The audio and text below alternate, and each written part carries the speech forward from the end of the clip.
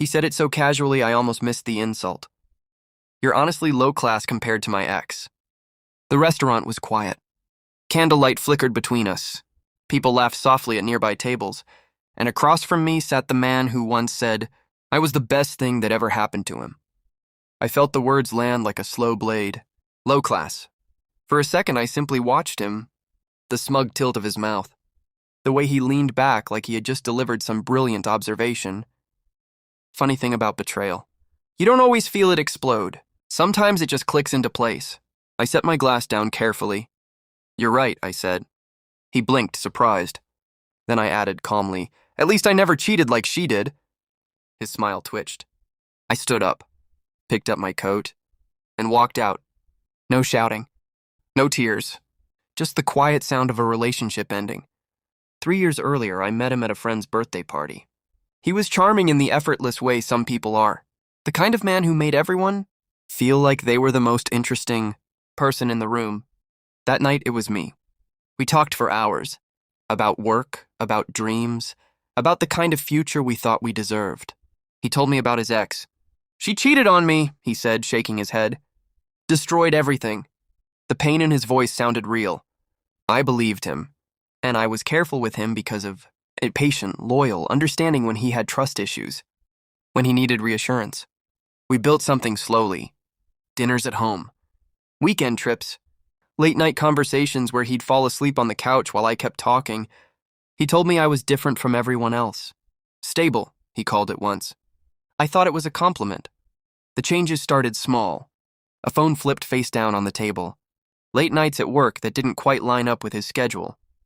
A sudden interest in looking better before leaving the house. At first I ignored it. Love does that. It edits reality. But patterns are stubborn things. One night while he was in the shower, his phone lit up on the kitchen counter. I wasn't planning to look, but the message preview appeared anyway. Miss you already. Tonight was perfect. No name, just a heart emoji. My chest tightened. Still, I didn't react. I waited. Over the next week, I watched quietly. More messages. More excuses. Then one evening, he left his laptop open. I didn't snoop wildly. I didn't panic. I simply confirmed what I already knew. Photos, messages, plans. He wasn't just cheating.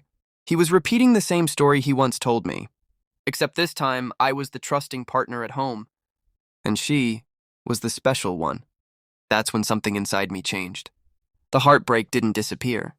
It just cooled, like metal turning into a blade. I didn't confront him. Not yet. Instead, I started preparing.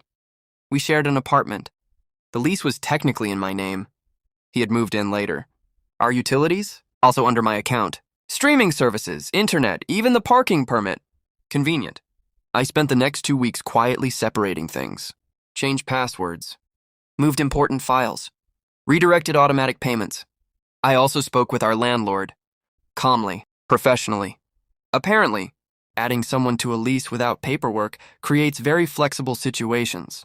By the time I finished, everything was ready. All that remained was timing. Which brings us back to the restaurant.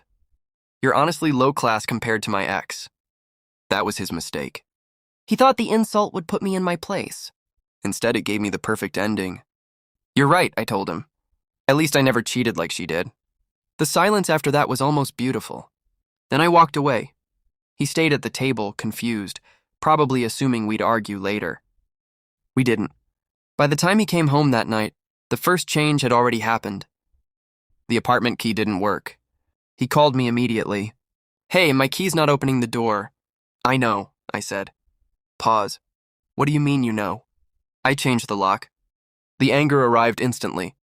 You can't do that. I live here. No, I replied calmly. You stayed here. Another silence. You're joking, right? No. I heard him pacing outside the building. Where am I supposed to go? I thought about the messages I'd read. The photos. The lies. Maybe your ex, I suggested softly, since she's clearly higher class. His breathing went sharp. You're being insane. No, I said. I'm being done. Then I hung up. By morning, the rest unraveled. His parking permit was canceled. His access to the shared accounts disappeared. The landlord emailed him formally explaining the situation. And from what I later heard through mutual friends, The woman he'd been seeing wasn't thrilled to learn she wasn't the only one. Funny how quickly fantasy collapses under daylight. Weeks later, someone asked if I regretted how calmly I handled everything. If I wished I'd screamed, thrown something, made a scene. I just smiled. Because revenge isn't always loud. Sometimes it's a quiet door closing. Sometimes it's letting someone realize, piece by piece, exactly what they've lost. And sometimes it's walking away so calmly that they only understand the damage the next morning.